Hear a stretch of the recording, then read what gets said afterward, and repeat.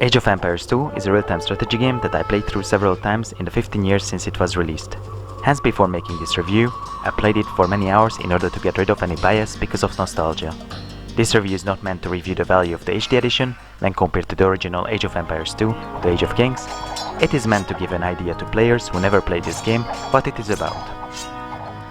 Age of Empires 2 is set in the 1000 years of history that starts with the fall of the Roman Empire and finishes with the conquest of the Americas.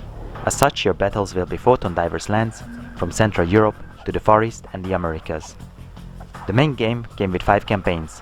In addition, the first expansion pack, The Conquerors, added 4 more campaigns, and the new semi-official expansion pack, The Forgotten, added 7 more, making a total of 16 campaigns with each around 5 to 7 scenarios. Each scenario of the campaign presents a unique setup that can range from escorting missions to base building. There's also multiplayer, but this I have not tested.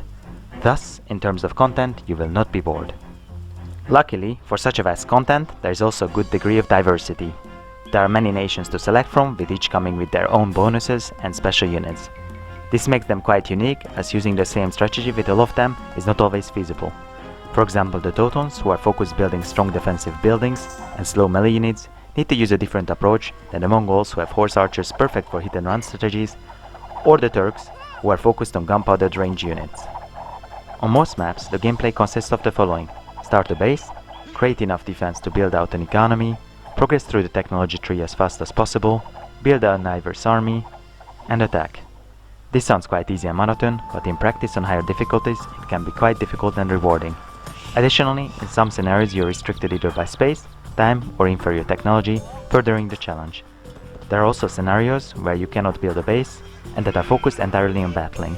I personally did not like these scenarios, as my enjoyment of this game comes from seeing how a small town gets developed into a mighty rich city before going to war.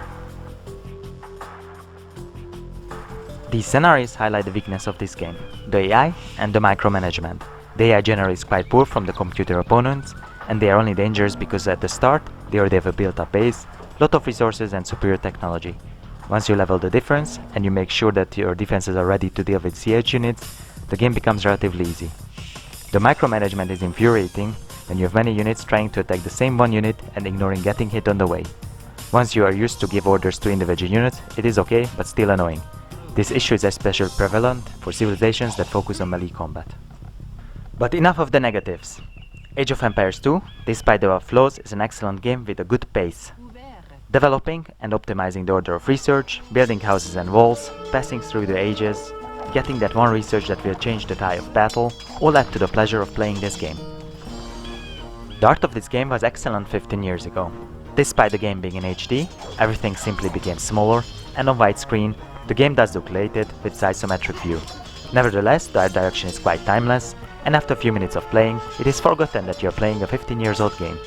The sounds are a bit monotone and can get somewhat annoying. They do the job, but it was never this game's forte. The music is nice with some catchy tunes, however after dozens of hours of gameplay, I sometimes prefer to turn it off. In conclusion, there are a few bugs in the game, some minor frame rate issues, the AI is not great, and the art design is dated as a whole. The rest is excellent. Building an economy, castles and armies is just as satisfying today as it was 15 years ago. The new campaigns, 13 years after the original game's release, are also welcome, as were the small improvements, especially for multiple unit selection. I know that this HD release was disappointing for many fans, but I see it as a minor, very lazy improvement of an already superb game. Age of Empires 2 HD edition gets 9 out of 10.